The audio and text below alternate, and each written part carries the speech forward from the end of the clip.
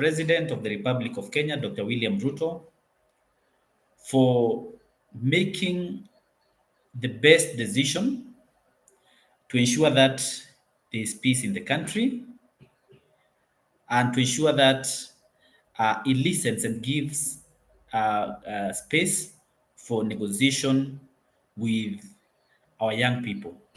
Congratulations, Mr. President, and that was a clear demonstration that you are a listening leader. And of course, you have lived up to the promises that you made during the elections that you will be a listening president. The country was taking a very worrying direction, and that decision, we don't take it for granted that in your own wisdom, you made a decision that was not easy, but then a true,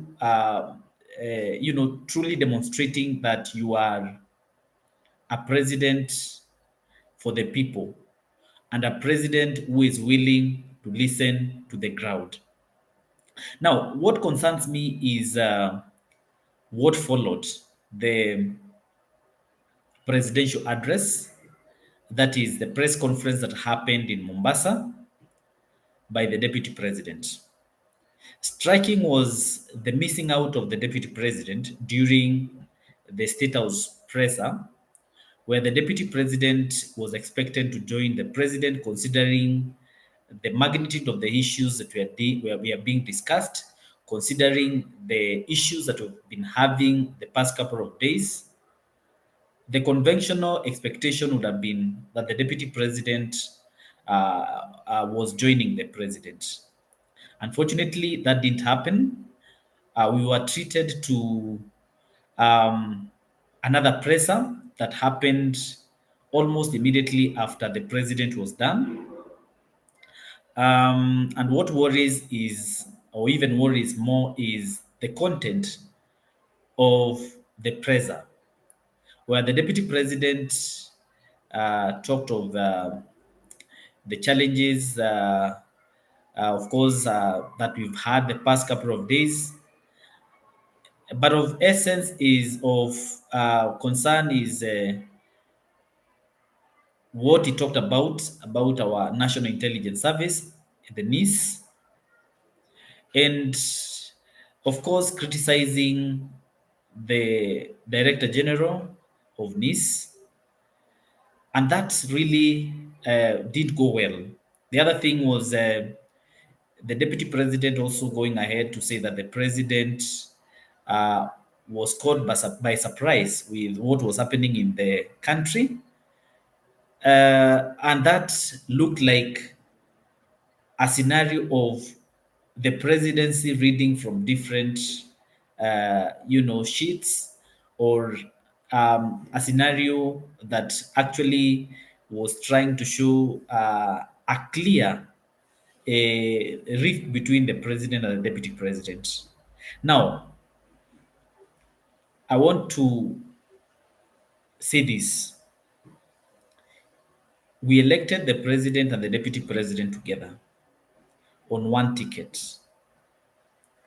The people of Kenya expect nothing less than the two working together. We have had different histories of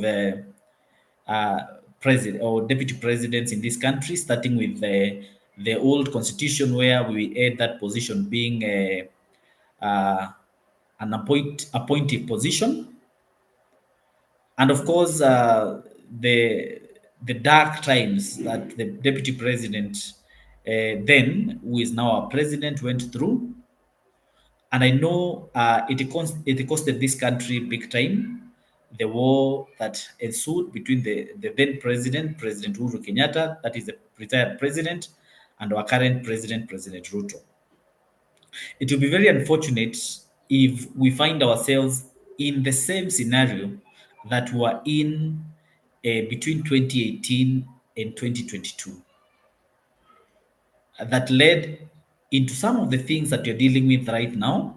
We witnessed reckless borrowing of monies that were not properly used. We witnessed the BBI that actually got huge allocations of money, and consequently, those monies uh, didn't really give value to the Kenyan people.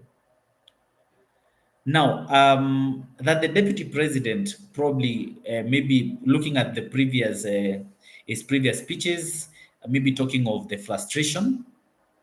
I want to believe that the best possible thing that can be that they should do as a presidency is ensuring that they work together.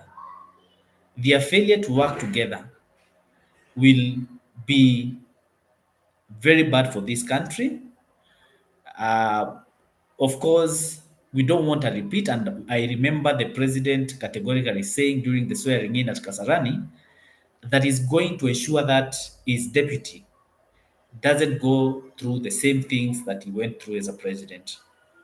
So we expect, or we're expecting a scenario where the two are working together as a team. And if there are issues, let them sort them seated, because I want to believe by the time they were agreeing to work together as a team, they'd looked at they had looked at the weaknesses of each other. It is not healthy for this country to have a split presidency. It is not healthy for this country to witness what we witnessed between 2018 and 2022, where there was completely a dysfunctional government, where the opposition joined government, and the deputy president, then who is now a president, um, was actually the opposition. Now, what are we looking at if that materializes? We are looking at delayed performance in government, of course, splits.